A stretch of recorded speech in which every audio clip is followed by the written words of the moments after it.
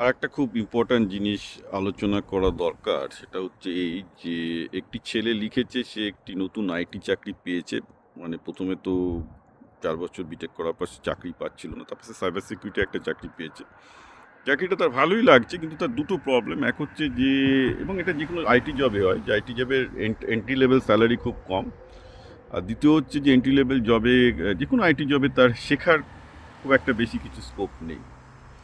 তো এই দুটো সলিউশন আছে। একটা হচ্ছে কি, আইটি ব্যাপারটা এরকম, তুমি যদি কোনো বড় কোম্পানিতে ঢুকে থাকো, সেখানেও তোমার আইটিতে এন্ট্রি লেভেল স্যালারি খুব কম দেবে। তোমার লাগছে তোমাকে কম দিয়েছে, জিরো দেয়নি, অনেক ক্ষেত্রে নেগেটিভ, অর্থাৎ তোমাকে হয়তো পে করতে হয়, সেটাও চলে ভারতে। তো যাই হোক না কেন, মেজর কাজ হচ্ছে এখানে আইটিতে তোমার উত্থান হবে হচ্ছে বা উঠবে হচ্ছে স্কিল শিখে।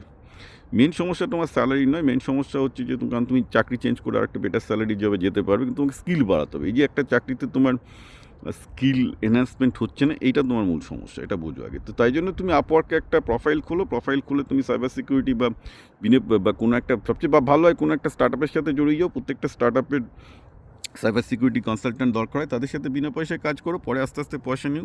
কিন্তু মেন জিনিস হচ্ছে স্টার্ট আপে কাজ করলে, পার্ট টাইম মুনলাইটিং করলে তুমি অনেক কিছু শিখবে, অনেক কিছু স্কিল বাড়াতে পারবে। সো যারাই আইটি পেশাতে আছে, বিশেষ করে বড় কোম্পানিতে আছে, তাই বড় কোম্পানিতে যেহেতু একটা ন্যারো ডোমেনে কাজ করতে হয়, তাদের সবাই উচিত মুনলাইটিং করা, অর্থাৎ প্যারালি কোথাও না কোথাও স্টার্ট আপে কাজ করা। নট নেসেসারি ফর মানি, শুধু টাকার জন্য নয়, মোস্টলি জিনিসটা হচ্ছে স্কিলটা বাড়াতে হবে। স্কিল না থাকলে একটা আইটি প্রফেশন না, আইটি প্রফেশন একটা খেয়াল রাখতে হবে। 5 বছর বাদে কারোর মাইনার তোমার বছরে 50 লাখ টাকার প্যাকেজ পাবে, আবার কেউ মানে 5 বছর বাদে 5 লাখ টাকার প্যাকেজে চলে যাবে। তো তোমার বন্ধুই দেখবে 50 লাখ টাকায়, তুমি 5 লাখ টাকায় পড়ে আছো। কেন হয়? আইটিতে পুরোপুরি স্কিলের ওপর ডিপেন্ড করে স্যালারি আপ ডাউন করে, রাইট? তো তোমাকে স্কিল, বিভিন্ন জায়গায় সুযোগ নিয়ে স্কিল বাড়াতে হবে। এবং আইটি সমস্যা হচ্ছে, ওটা তো বই শিখতে পারবে না, ট্রেনিং দিয়ে শিখতে পারবে না। ট্রেনিং সার্টিফিকেটকে আইটি থেকে গুরুত্ব দেবে না। তোমার দরকার হচ্ছে পুরোপুরি সিধা বিভিন্ন স্টার্ট আপে কাজ করো, প্র্যাকটিক্যাল এক্সপিরিয়েন্স নাও, একটার পর একটা ধাঁই করে কোম্পানি চেঞ্জ করতে থাকো, স্যালারিও বাড়তে থাকবে, স্কিলও বাড়তে থাকবে। এবং সবসময় স্কিলটার দিকে প্রথমে ফোকাস করতে হবে। স্কিলটা যদি ফোকাস না করে তোমরা কোনো জব সিলেক্ট করো যেখানে শেখার সুযোগ নেই, শুধুমাত্র একটা এমএনসির একটা আইবিএম বা একটা টিসিএস বলে ঢুকে গেলে, ভেরি ব্যাড। ইনফ্যাক্ট আমি একটা জিনিস বলতে পারি, যেসব ছেলেগুলো টিসিএসে ঢুকেছে বা সে স্টার্ট আপে ঢুকেছে, শুরুতে দেখা গেল স্টার্ট আপে ছেলেটা বিনা পয়সায় কাজ করছে, টিসিএস হয়তো মাসে 20,000, 25,000 টাকা, 30,000 টাকা পাচ্ছে।